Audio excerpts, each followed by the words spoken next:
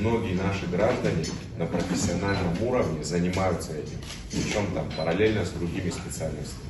Я знаю огромное количество учителей, преподавателей вузов, которые летом совмещают, значит, деятельность. Поэтому в этом смысле просил бы у всех, все стороны исходить из интересов наших граждан. Сегодня будет легализована эта деятельность, огромное количество параллельно и нелегалов появится. И это будет не 39 там, протоколов, а большее количество.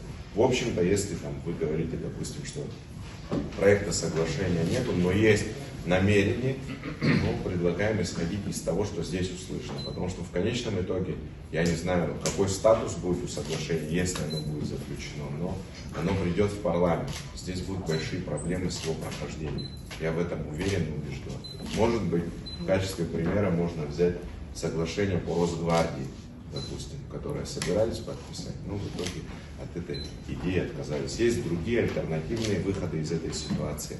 Я знаю, как туриндустрия в Абхазии работает. Можно совместное предприятие создавать, нанимать местных экскурсоводов.